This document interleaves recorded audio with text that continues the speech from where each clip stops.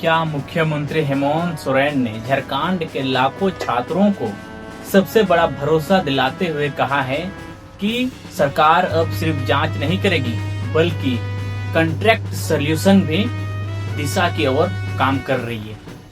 विपक्ष नेता बबूलाल मरंडी ने चाईबासा के डीएमएफटी और रिम्स अस्पताल को लेकर ऐसे आरोप लगाए हैं जिसने विधानसभा का मानसून सत्र गर्मा गया है। क्या जयराम महतो ने छात्र आंदोलन का खुला समर्थन करते हुए सरकार को चेतावनी भी दी है कि अगर जल्द समाधान नहीं निकला तो आंदोलन और भी बड़ा रूप ले सकता है? और क्या स्वास्थ्य मंत्री डॉक्टर इरफान अंसारी ने फ्रांसीसी छात्रों को राहत का भरोसा देकर उन्हें नई उम्मीद जगाई है? और क्या संसद निशिकांत दुबे ने सोशल मीडिया, आईटी कानून और देवघर एयरपोर्ट को लेकर राष्ट्रीय स्तर पर नई बहस भी छेड़ दिया है? नमस्कार दोस्तों, आप देख रहे हैं बिरसा मुंडा न्यूज। आज की इस वीडियो में हम रिपोर्ट में झारखंड के बड़े नेताओं के बयानों को आपके सामने स्पष्ट रूप से रखेंगे। इसीलिए इस वीडियो को अंत तक जरूर देखिए, क्योंकि कौन सरकार क्या कह रही है, कौन किस पर क्या आरोप लगा रहा, कौन किस पर क्या दब्बा लगा रहा, ये देखना बहुत जरूरी है। मुख्यमंत्री हेमंत सोरेन का बड़ा संदेश आया है। झारखंड का विधानसभा के आगामी मानसून सत्र से पहले ही आयोजित सर्वदलीय बैठक बाद में मुख्यमंत्री हेमंत सोरेन ने मीडिया से बातचीत करते हुए सबसे पहले युवाओं की चिंता को अपनी सरकार की प्राथमिकता बताया। मुख्यमंत्री ने कहा कि पेपर लीक के केवल झारखंड की समस्या नहीं है, बल्कि देश के कई राज्यों के युवाओं के साथ ये सामना करना पड़ रहा है। ये चुनौती बन चुकी है। उन्होंने कहा कि राज्य सरकार इस मामले में पूरी गंभीरता से काम कर रही है और संबंधित एजेंसियों से लगातार जांच कर रही है। मुख्यमंत्री ने कई मामलों में कार्रवाई भी की, दोषियों को जेल भी भेजा जा चुका है, लेकिन मुख्यमंत्री का सबसे महत्वपूर्ण बयान ये रहा है कि सरकार का उद्देश्य केवल जांच कराना नहीं बल्कि युवाओं को ठोस समाधान देना भी है। उन्होंने कहा कि जिन छात्रों या अभिभावकों के पास कोई सुझाव या मांग है वे सीधे सरकार के सामने अपनी बात रख सकते हैं और हर सुझाव को गंभीरता से सुना जाएगा, ऐसे मुख्यमंत्री का कहना है।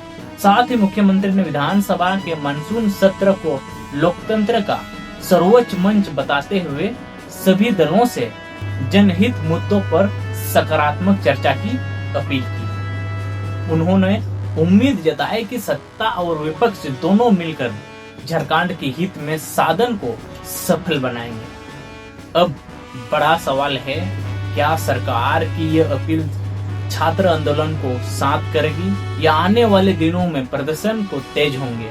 इसका जवाब आने वाला समय में हम आपको बताएंगे। अब बात करते हैं प्रदेश अध्यक्ष बबूलाल मरंडी में। आरोप बड़ा ही सियासत तापमान। दूसरी विपक्ष के नेता बबूलाल मरंडी लगातार सरकार पर हमला बने हुए हैं, कई दिनों से हम लोग देख रहे हैं।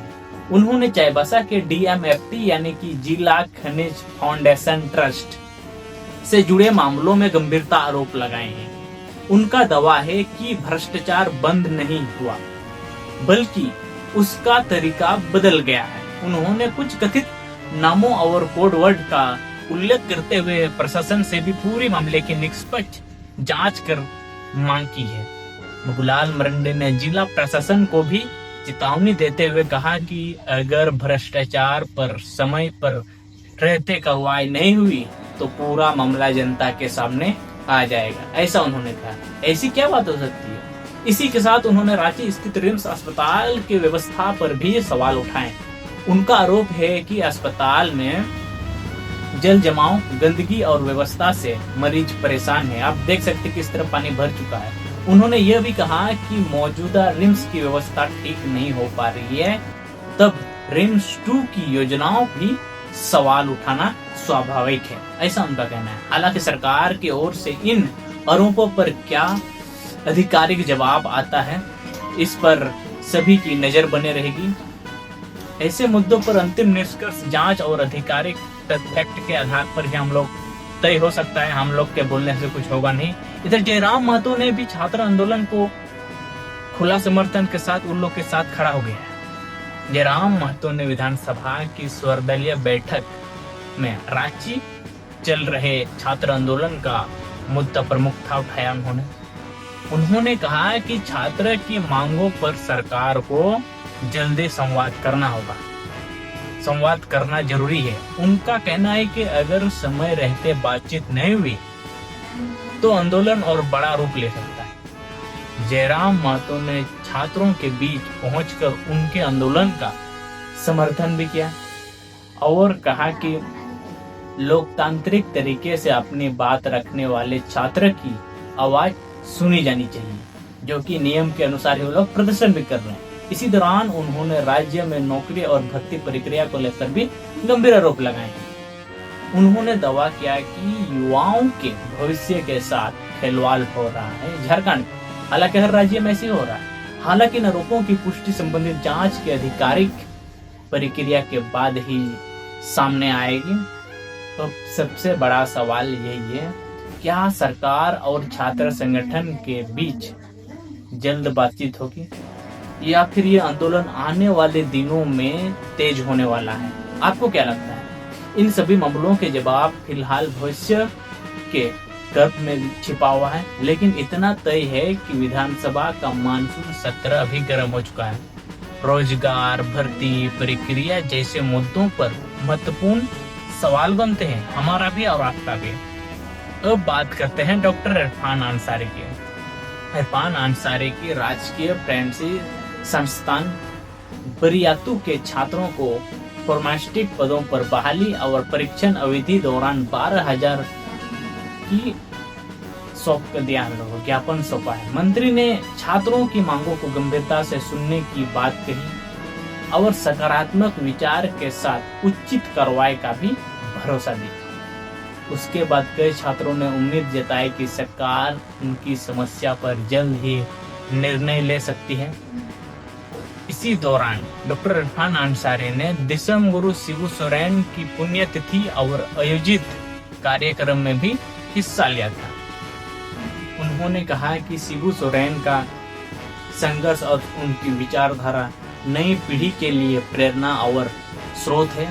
उन्होंने हेमंत सोरेन के परिवार के साथ प्रति सम्मान व्यक्त करते हुए उनकी माताजी का आशीर्वाद भी प्राप्त किया और कहा कि मां का आशीर्वाद जीवन की सबसे बड़ी ताकत होती है। राजनीति का बात अलग है।